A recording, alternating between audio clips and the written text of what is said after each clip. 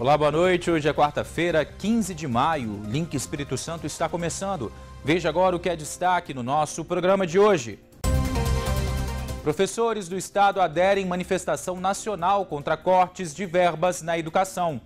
Polícia prende suspeitos que mataram um ciclista que voltava do trabalho em Vitória. Operação da Polícia Federal investiga atividade ilegal de administração de investimentos em criptomoedas. Homem que jogou vergalhão e matou empresária é condenado. E ainda, no estúdio eu recebo o procurador do Ministério Público do Trabalho para falar sobre a exploração do trabalho infantil.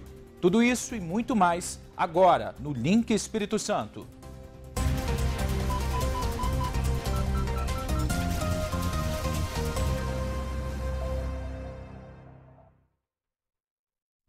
Mais uma vez, boa noite para você que nos acompanha. A gente começa o link de hoje falando, infelizmente, da violência. A polícia prendeu 2 suspeitos de matarem um ciclista. A vítima estava voltando para casa depois de um dia de trabalho. Emerson Moura Marinho, de 20 anos, e Daniel Braga da Cruz, de 19 anos, foram presos pela polícia. Eles abordaram o ciclista Carlos Renato de Souza, de 45 anos. Levaram o celular e a bicicleta da vítima, que reagiu.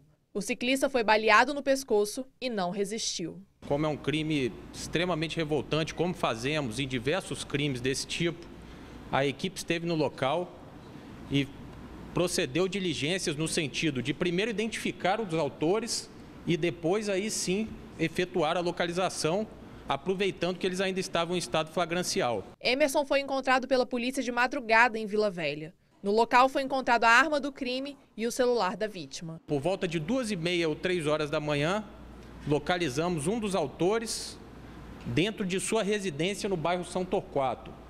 Ele, no momento do crime, estava com sua esposa. No momento do crime, não, melhor dizendo, no momento da prisão, estava com sua esposa e estava com a arma do crime, bem como com o aparelho celular da vítima.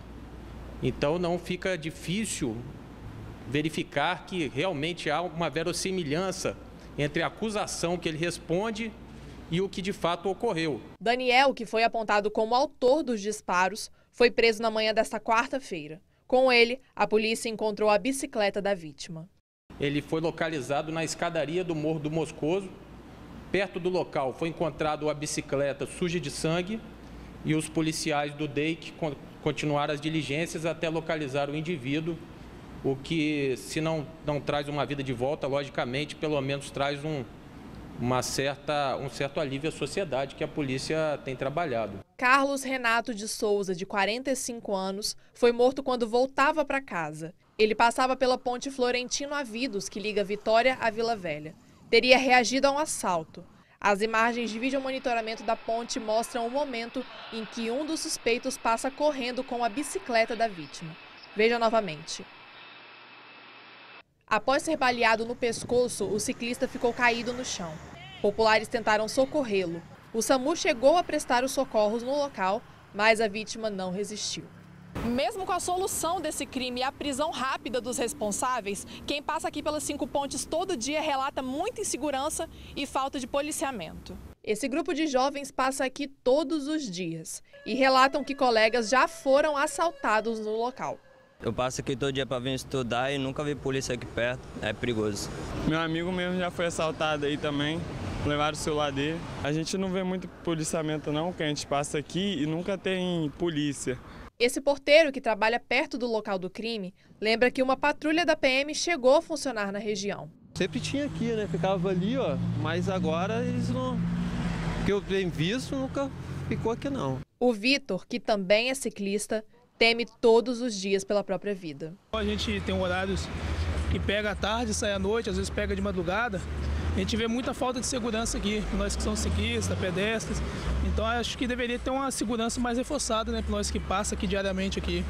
Mesmo depois do crime, o secretário de Segurança Pública garantiu: houve redução no número de ocorrências no estado.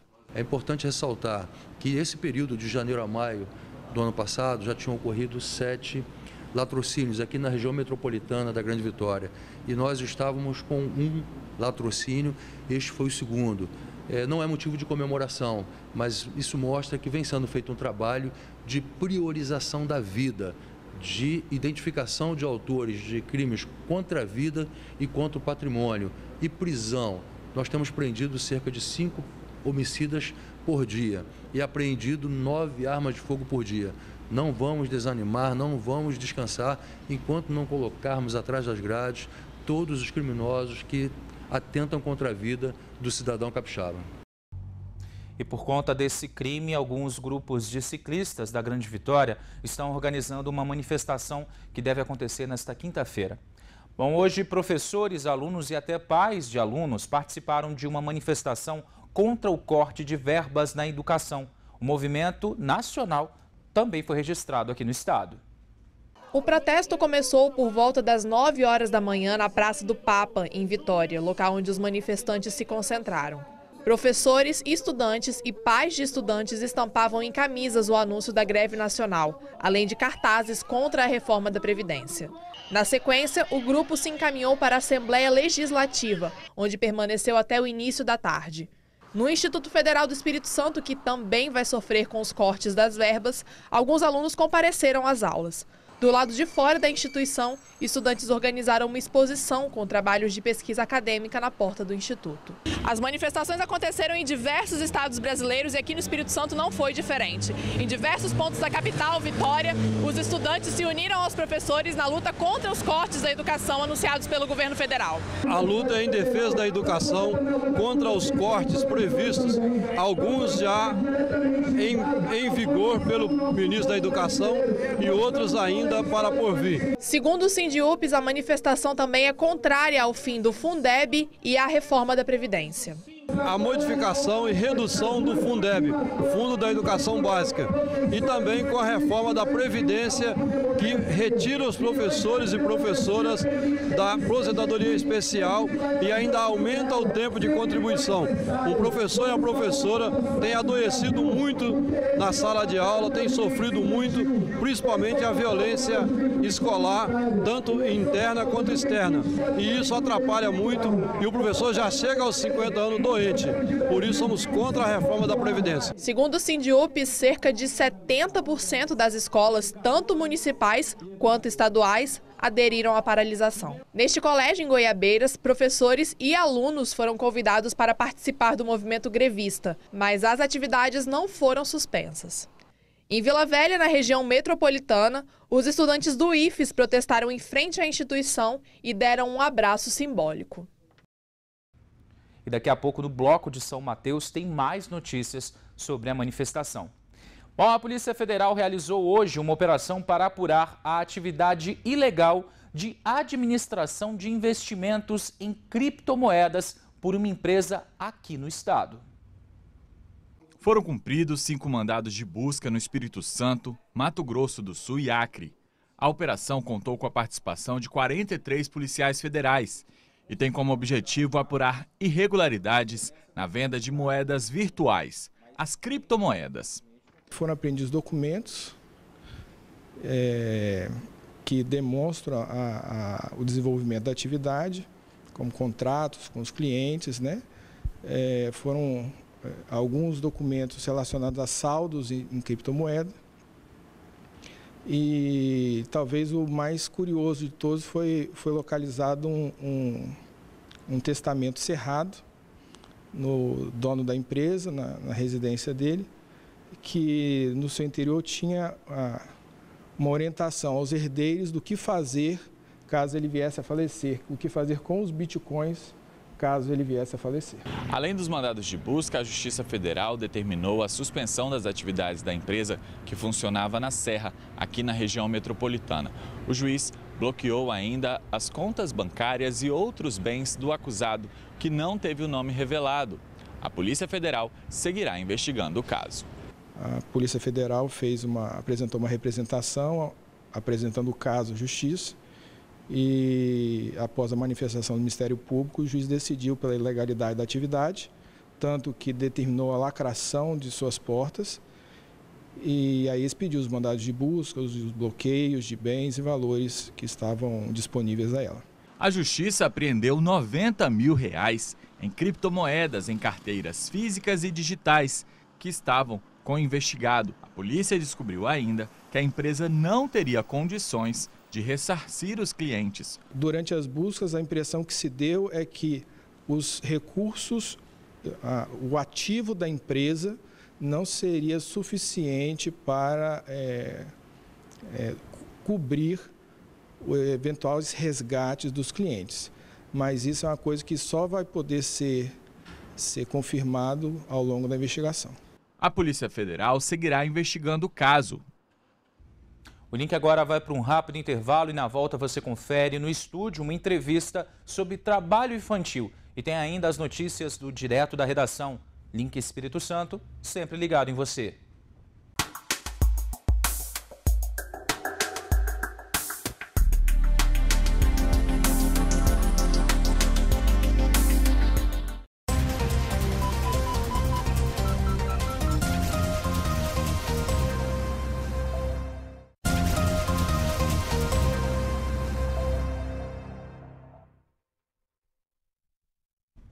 Link de volta e agora nós vamos à nossa redação com o Rodrigo Schroeder, que tem mais informações desta quarta-feira para a gente. Boa noite, Rodrigo. Boa noite, Vitor. Boa noite a todos. Felipe Rodrigues Gonçalves, de 32 anos, acusado de matar a empresária Simone Venturini Tonani, foi condenado a 26 anos de prisão. O julgamento durou cerca de 7 horas e aconteceu nesta quarta-feira no Fórum de Vila Velha.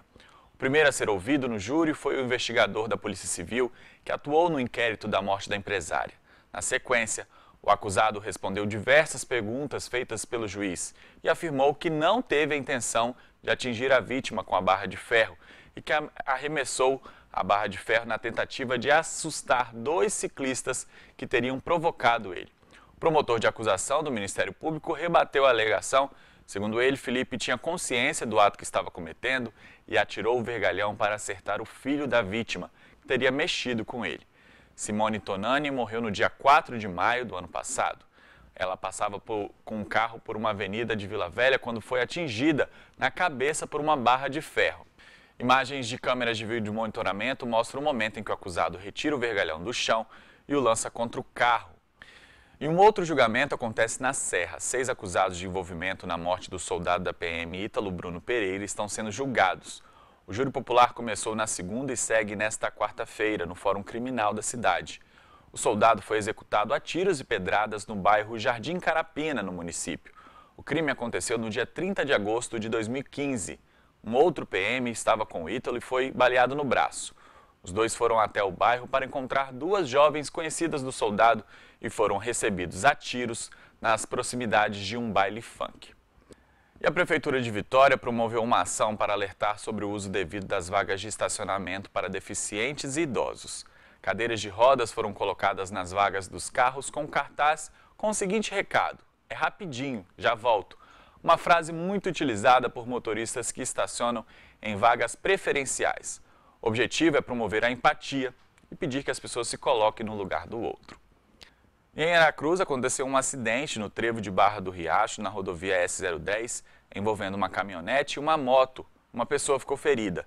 Segundo testemunhas, o motociclista estava atrás de uma carreta, dificultando a visualização da caminhonete, que também fazia o trajeto. Quando o motorista percebeu que ia se chocar com o motociclista, tentou desviar, passou pelo canteiro e bateu a carroceria no poste, que caiu no momento da colisão. O motociclista bateu na carroceria da caminhonete e caiu. Todos os envolvidos no acidente foram socorridos e levados para o Hospital São Camilo. O motociclista fraturou uma perna, já o motorista e o carona da caminhonete passam bem. Vitor, pessoal de casa, essas foram as notícias de hoje do Direto da Redação. Eu volto com você. Segundo a Pesquisa Nacional de Amostra por Domicílio, o PNAD, mais de 2.700.000 crianças e adolescentes estão em situação de trabalho em todo o país. Só para vocês terem uma ideia do número mundial, são 150 milhões. Sem contar que ainda existem 10 milhões de crianças e adolescentes que são vítimas de escravidão. Para discutir e conscientizar sobre esse tema, a exposição Não Cale, que integra a campanha Trabalho Infantil, Se Você Cala, Não Para, será lançada amanhã à noite aqui na Biblioteca da UFES. Entre os realizadores da exposição está o Ministério Público do Trabalho. E para falar sobre esse tema, eu recebo aqui no estúdio o procurador do MPT e titular da Coordenadoria Regional de Combate à Erradicação do Trabalho da Criança e dos Adolescentes, Marcos Mauro Rodrigues Busato. Boa noite, procurador. Bem-vindo. Boa noite.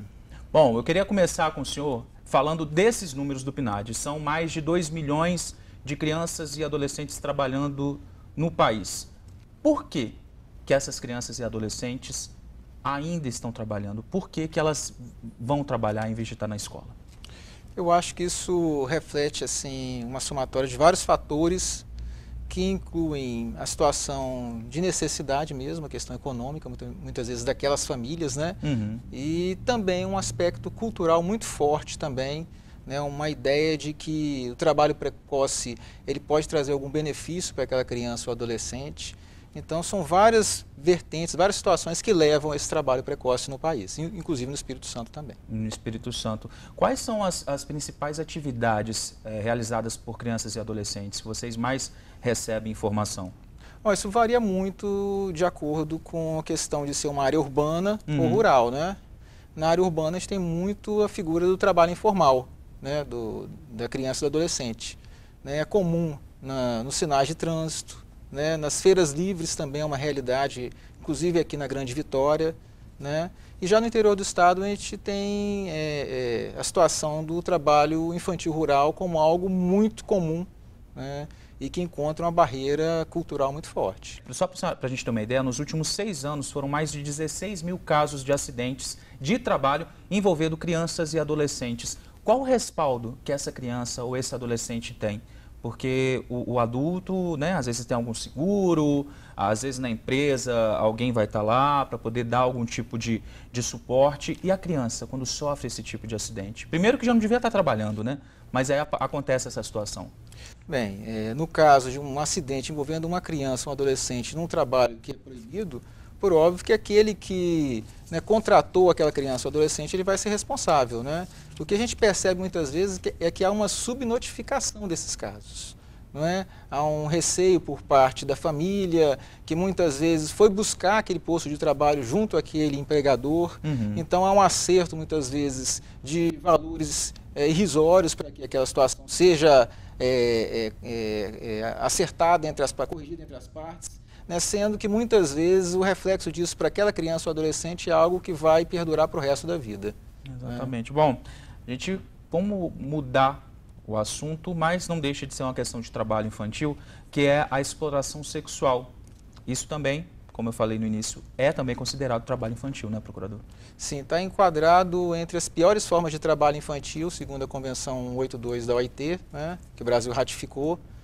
E é realmente algo muito complicado de se combater no nosso país. Infelizmente, em 2019, a gente tem ainda essa figura, né, que é algo abominável, mas que existe na nossa realidade, na nossa sociedade. Né? É algo comum nas rodovias ainda, não é? Por isso que a gente pede muitas vezes para que os motoristas, né, ao perceberem algo de estranho, comuniquem às autoridades.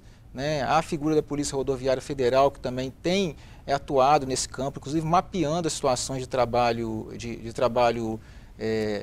análogo à situação de exploração sexual de crianças e adolescentes nas rodovias, né? E a sociedade não pode se calar, é isso que a gente coloca, né? Com a exposição e com o seminário. Tem outra coisa também, a questão do trabalho escravo. As crianças também são vítimas dessa situação, não é só adulto não, né? Não, as crianças também, né? É comum nas situações de trabalho escravo, muitas vezes, se encontrar a família, né? A figura familiar, inteira, né? A família inteira. Né? Então, não só o adulto, mas a criança também está exposta àquela situação de condição análoga de escravo. O senhor falou da questão da exploração sexual. Quais são os outros trabalhos, né, exercidos por crianças que são perigosos também? Tem essa questão, né, da prostituição, né, mas tem algum outro também? Tem também o trabalho no tráfico também, né, no tráfico de entorpecentes, né, também enquadrado, segundo a Convenção 182, como pior forma de trabalho infantil. Que é algo que acontece muito comum, as crianças são utilizadas por esses traficantes na linha de frente, né? Infelizmente é uma realidade do nosso país, né, do nosso estado também, não foge essa realidade. mas é algo que a gente tem que buscar ferramentas e meios para tentar enfrentar e reverter essa situação. Pois é, eu queria saber do senhor quais são os obstáculos que vocês enfrentam para poder combater essa situação. O que o Ministério Público do Trabalho, a coordenadoria também, né, a Cor de Infância, né, quais são os obstáculos que vocês têm aí à frente? Olha, o que a gente coloca é que o Ministério Público do Trabalho, ou o Judiciário, ou outros órgãos, de maneira isolada, eles não têm como reverter essa situação.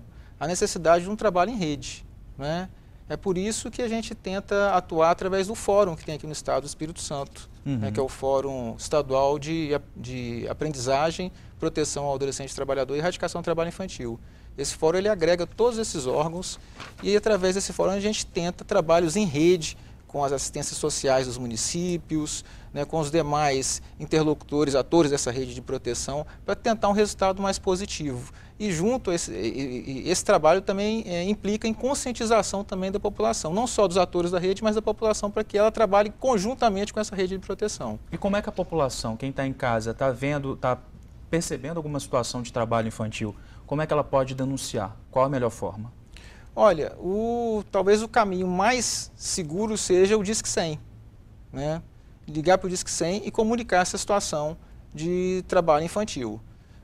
Além disso, tem a possibilidade também de, através do site do Ministério Público do Trabalho, fazer a denúncia. Pelo site também pode fazer? Pelo site fazer. também, inclusive pode ser uma denúncia anônima que ela é recebida pelo Ministério Público do Trabalho. Então, gente, Disque 100 e também pelo site do Ministério Público do Trabalho. Bom, lembrando que a partir de amanhã, na biblioteca da UFES é lançada a exposição Não Cale, que também vai contar aí com seminários. Um problema procurador que tem que ser combatido e tem que ser discutido. Criança trabalhando, a gente tem, mesmo em 2019, a gente tem que combater e discutir isso, né? Sim, eu acho que a gente não pode fugir dessa realidade, ela está aí, né? Ela é escancarada, está nos sinais de trânsito da nossa cidade, está nas feiras livres. E a gente tem que conscientizar a população, a gente tem que mostrar que tem outros caminhos. A gente até coloca que existem possibilidades de trabalho. O trabalho ele é proibido para menores de 16 anos no nosso país, né? A Constituição proíbe. Mas há um permissivo que é justamente a aprendizagem, que é a partir dos 14 anos. E a aprendizagem ela tem o acompanhamento escolar, ela tem a profissionalização, ela tem a carteira de trabalho assinada. Então, você sabe que esse adolescente ele está num ambiente seguro e adequado para poder ele dar os primeiros passos para ingressar no mercado de trabalho. Ali ele está aprendendo a trabalhar, não é isso? Exatamente, ele está se preparando para o mundo do trabalho, conhecendo o mundo do trabalho, dando os primeiros passos e se profissionalizando para efetivamente ingressar no mundo do trabalho quando adulto. Bom, gente, eu recebi aqui no estúdio Marcos Mauro Rodrigues Busato, ele que é coordenador, ele é do Ministério Público do Trabalho aqui do Espírito Santo. Muito obrigado, procurador. O espaço do link está sempre aberto. Ok, muito obrigado.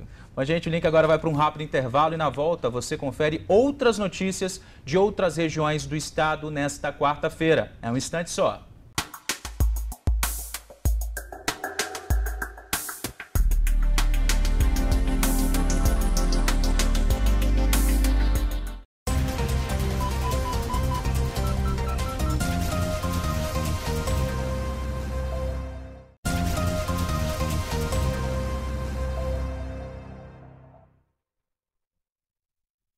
Estamos de volta com o link. Agora é hora de conferir outras notícias de outras regiões do estado nesta quarta-feira.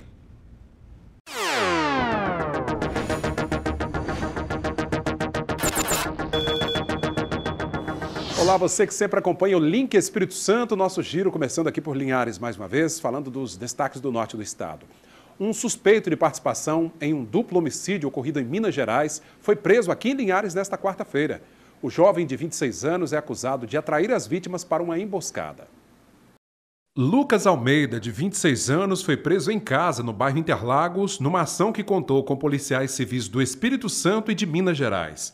O jovem é suspeito de participação do duplo homicídio ocorrido no dia 18 de abril deste ano, na cidade de Muriaé, Minas Gerais. As vítimas foram encontradas carbonizadas dentro de um carro numa estrada de terra. O crime, segundo a polícia, está ligado a uma negociação para a venda de um trator roubado, do qual Lucas foi buscar em Minas Gerais e trouxe para Linhares. Ele participou de uma forma muito incisiva e definitiva nesse episódio, em parceria com outros comparsas. Todos estão presos já. O Lucas é o 5º elemento preso nessa grande operação que nós denominamos de Nosferatus, é o nome da operação, até em alusão a um demônio da noite.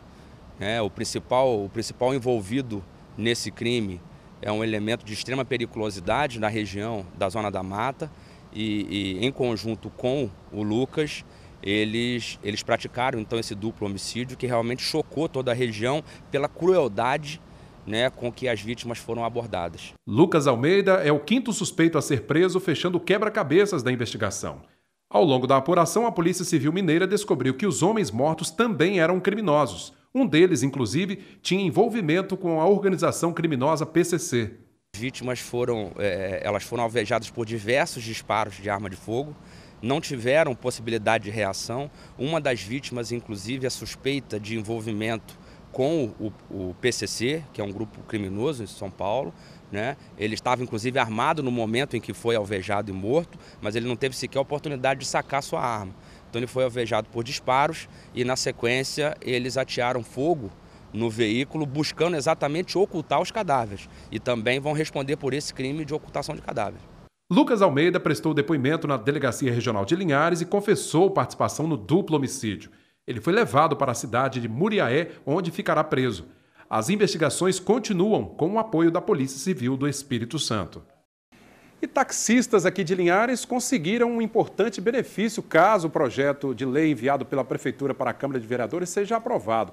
A proposta é de aumentar em 3 anos o prazo para a renovação da frota de veículos usados pelos taxistas. Até agora, esse tempo máximo é de 5 anos, mas caso a nova lei seja aprovada, esse prazo passará então a ser de 8 anos.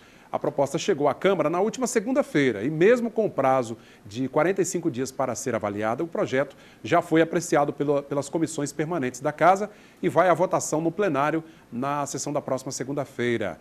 Bom, segundo a Prefeitura, a ideia é em ampliar esse prazo em função da crise econômica que o país atravessa e que afetou diretamente o faturamento dos taxistas aqui no município. E um ciclo de palestras está sendo realizado com idosos em Linhares, levando orientações sobre direitos do consumidor e cidadania. Um advogado, o diretor do PROCON Municipal e uma representante do Conselho Municipal da Pessoa Idosa são os palestrantes desta rodada. Os encontros com idosos têm sido realizados nas unidades do CRAS de Linhares. A ideia é dar orientações sobre direitos do consumidor, benefícios sociais e alertar sobre empréstimos consignados que comprometem boa parte da renda de muitos aposentados atraídos por ofertas fáceis. O advogado e professor Bernardo Augusto é um dos participantes do ciclo de palestras e explica como funciona. É um ciclo de palestras feitas por mim, feitas pelo senhor Geraldo, diretor do PROCON, e pela senhora Maria Júlia, que é a presidente do conselho. A ideia é levar a você, idoso, procure o território, procure o CRAS do seu território, todas essas informações para que vocês sejam reconhecidos, valorizados e respeitados. É um projeto voltado para o idoso, exatamente por reconhecermos, valorizarmos e queremos que, acima de tudo, os seus direitos sejam garantidos em todas as esferas e, principalmente, sejam respeitados. É isso aí. A gente fica por aqui. Vamos agora a São Gabriel da Palha com outros destaques agora da região noroeste.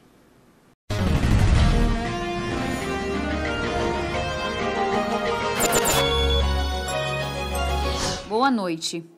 Um incêndio destrói parcialmente um galpão com maquinários usados na secagem e na pilagem de café no interior de Rio Bananal.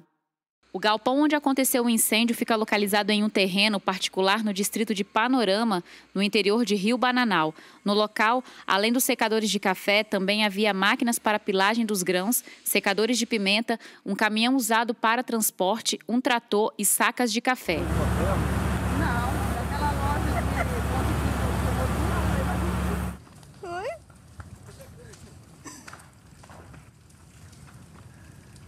O incêndio começou por volta da meia-noite e foi contido por amigos e vizinhos que tentaram ajudar no combate ao fogo. O Corpo de Bombeiros de Linhares também atendeu à ocorrência. O incêndio só foi controlado por volta das 6 horas da manhã. Nas imagens, é possível perceber que as chamas atingiram a parte alta do galpão, danificando algumas estruturas metálicas. Um caminhão foi totalmente destruído pelo fogo.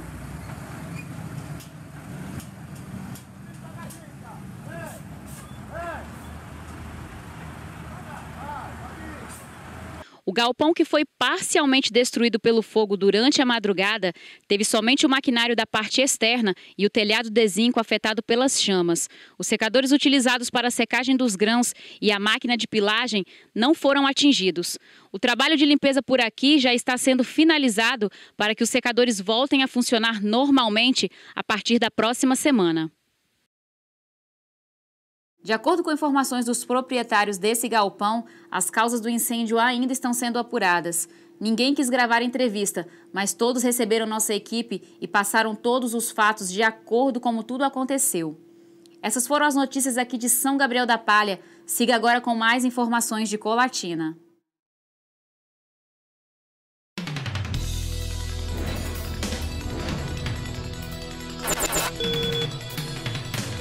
Boa noite. Aqui em Colatina, a Prefeitura espera arrecadar com o IPTU deste ano R$6 milhões.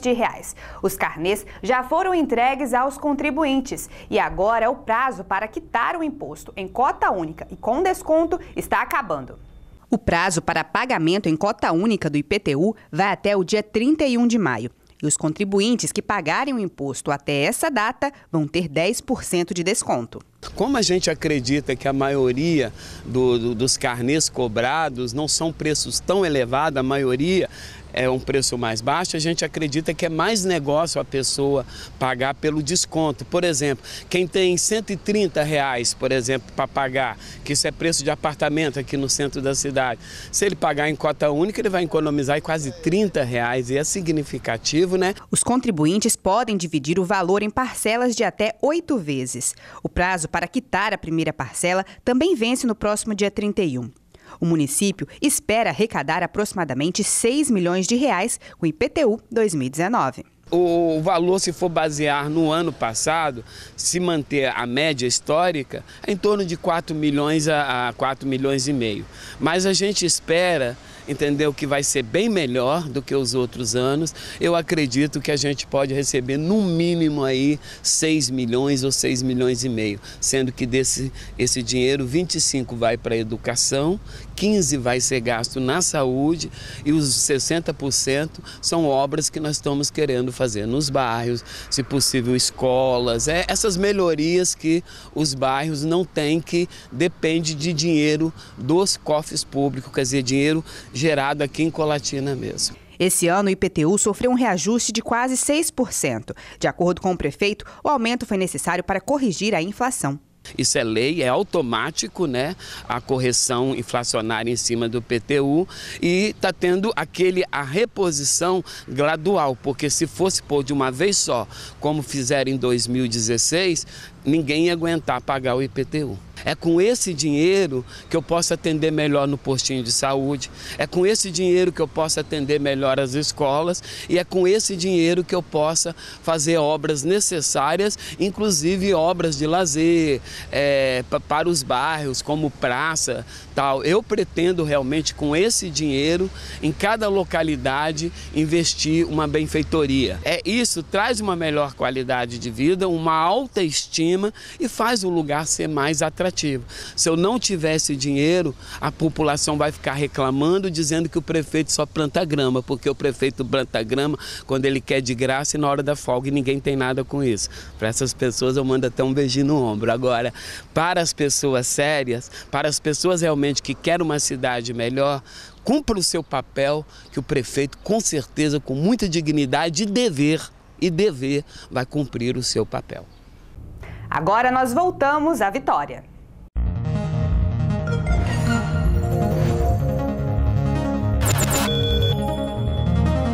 Vamos agora para um rápido intervalo e na volta você continua a conferir as notícias de outras regiões do estado aqui no link. Não sai daí.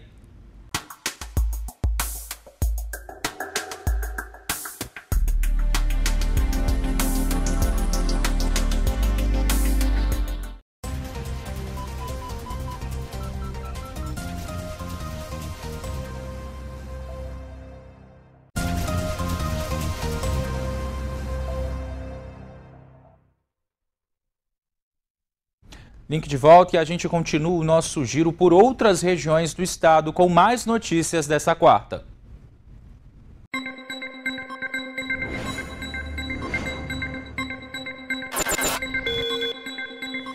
Olá, boa noite. Nos destaques de hoje, um homem foi assaltado em Córrego da Areia, zona rural de São Mateus, quando seguia para Nestor Gomes. Em Jaguaré, no córrego Paulo Ascado, a polícia militar foi acionada porque havia uma moto queimada em meio a uma plantação de maracujá. Vamos falar agora sobre educação. Em São Mateus, estudantes foram às ruas nesta manhã em protesto contra cortes. Alunos da universidade e do Instituto Federal bloquearam a BR-101. Desde que assumiu o posto no começo de abril, o ministro da Educação, Weintraub, congelou recursos tanto da educação básica quanto das universidades federais. É frustrante saber que pessoas de fora veem a gente por causa de uma fala errada do ministro da Educação, porque foi uma fala errada ao falar que dentro da universidade só acontece balbúrdia. Aqui acontece coisas incríveis, a vivência do campus é incrível, além do mais de uma graduação de qualidade e gratuita. Como estudante, eu me sinto frustrada por saber que a gente está perdendo o que a gente tem. Teve uma galera que lutou para a gente ter essa universidade aqui e a gente está perdendo ela. Então, essa luta aqui é uma luta para conseguir segurar essa universidade, é uma luta para manter a universidade aqui. Com o tema Não Encosta na Minha Federal, centenas de alunos se reuniram nesta manhã em frente à UFES, carregando faixas e diversos cartazes. Eles fecharam a BR-101 no quilômetro 60, ateando fogo em pneus em defesa do direito da educação. O movimento ele foi surgindo de forma espontânea, né? A gente passa andando pelo campus e percebe que as pessoas elas estão revoltadas e estão desesperadas. O sentimento hoje é um sentimento de desespero do que a gente vai fazer se a universidade for fechada. Qual vão ser as maneiras que a gente vai agir? Para onde a gente vai se fechar a nossa universidade? Para onde a gente vai se fechar os nossos institutos? Então as pessoas elas começaram a se sentir desesperadas e com necessidade de fazer alguma coisa. Não apenas as instituições federais foram afetadas. A educação básica também teve cortes. Ao menos 2,4 bilhões de reais que estavam previstos para investimentos em programas da educação infantil ao ensino médio foram bloqueados. Esse corte, ele não vai afetar só as universidades federais, nem os institutos federais. Afetam a eles, mas existem cortes também destinados à educação básica. É por isso que nós estamos aqui, porque como sindicato municipal que representa a educação básica em São Mateus, nós não poderíamos fugir à luta nesse momento. Porque nós entendemos que se os cortes acontecerem, nós sofreremos. Nós, professores municipais, já estamos há mais de 3 anos sem o reajuste do piso salarial. Então você imagina, se esse corte acontece, a tendência é piorar. O MST tem essa bandeira da educação desde o início do movimento, né? E representado hoje pelo setor de educação, que se organiza a nível nacional e nos estados. E nós, educadores do movimento, né, das áreas de assentamento, de acampamento, se somamos essa luta também junto a toda essa companheirada que está aí. A vereadora Jaciara Teixeira esteve presente no movimento e enfatizou sobre o impacto da decisão no município. São Mateus, desde os anos 90, vem discutindo e vem pedindo e vem insistindo para que a gente tivesse universidade aqui em São Mateus. E hoje isso é uma realidade.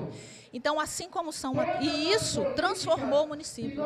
Transformou o município e a região norte para uma região educacional, um polo educacional. Isso é um baque muito grande que vai acontecer se a gente tiver simplesmente pensar que a universidade possa sair da nossa região.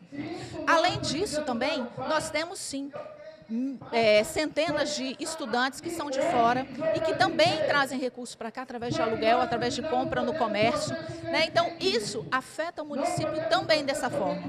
O professor Jair Miranda falou sobre as consequências da decisão na educação. Como educador, eu acho preocupante que um governo em início de mandato como esse anuncie um corte tão drástico nas verbas de custeio da universidade. É bom lembrar que a universidade, quer dizer, federal, não é só ensino, aula, como acontece nas faculdades, quer dizer, normalmente falando. Porque tem pesquisa, tem bolsas de permanência, tem bolsas de iniciação científica, bolsas de mestrado e temos outros recursos na universidade, hospitais que aqui não tem. Então, na verdade, esse corte anunciado, quer dizer, pelo governo, vai fazer pegar fogo no país, porque a educação já é um débito da sociedade brasileira. Então nós acreditamos que não é a medida correta, tanto que isso aglutinou todas as forças nacionais que, pelo fato da campanha eleitoral, ficaram um pouco separadas. Então a gente acha trágico, a gente acha uma tragédia. O governo não apresentou proposta para a economia, para o emprego, para a habitação, para estradas e anuncia uma medida dessa juntamente com o anúncio de desemprego, aumento de combustíveis.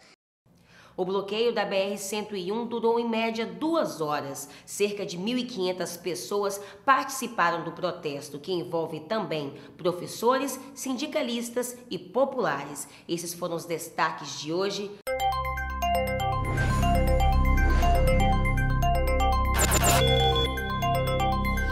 Olá, boa noite a você que assiste o Link Espírito Santo. Abate e produtos de origem animal clandestinos. Esse foi o tema do seminário que reuniu produtores aqui na região sul. Organizado pela Secretaria de Agricultura e Interior de Cachoeiro, o evento foi direcionado a produtores rurais, representantes e proprietários de indústrias e agroindústrias e órgãos de controle de fiscalização do município e cidades vizinhas. Cachoeiro possui uma grande quantidade de produtores rurais e a procura e o consumo pelos alimentos que vêm diretamente do campo para a mesa do consumidor é muito grande. Foi o que despertou no município uma preocupação para melhorar ainda mais a qualidade do trabalho do homem do campo, para fazer com que cheguem produtos de qualidade até a mesa do consumidor. Nosso serviço de inspeção municipal, preocupado com a qualidade dos produtos que têm sido de origem animal, que têm sido comercializados na cidade de Cachoeiro e na região, decidiu fazer esse evento para alertar as pessoas, tanto o consumidor quanto os produtores rurais e os técnicos, para necessidade de controle da qualidade dos alimentos que são oferecidos para a população e aqueles que são consumidos.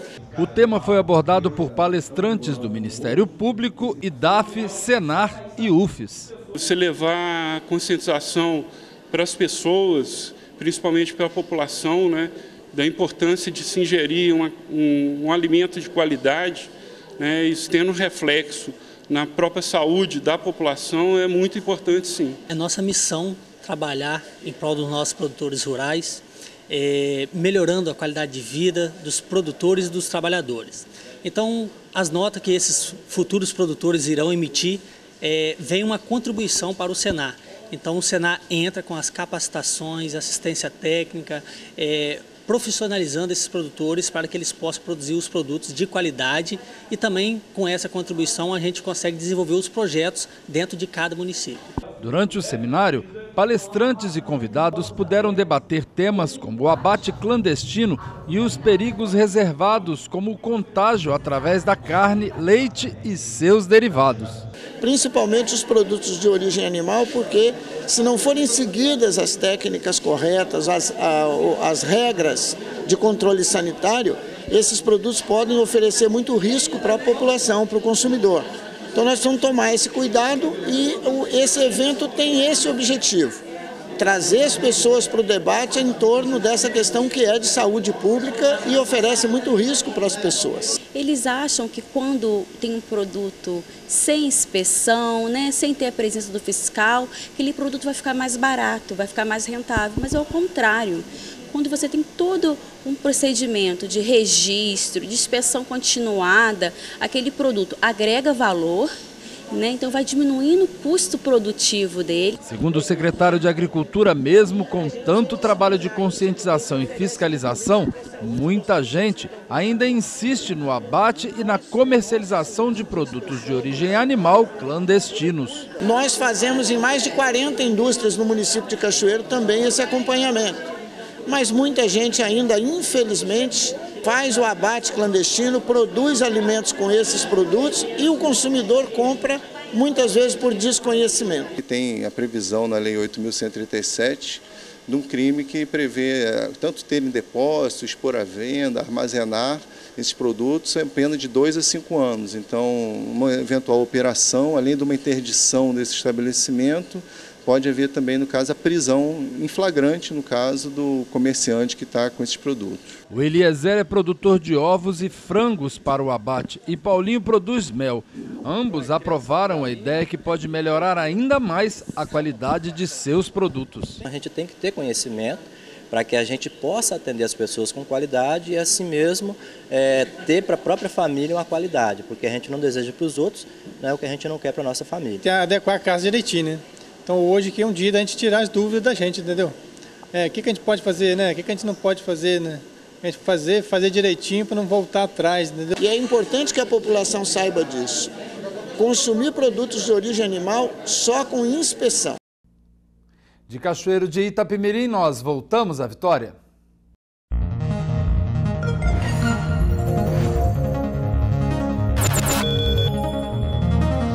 O link de hoje fica por aqui. A você que nos acompanha, muito obrigado pela audiência.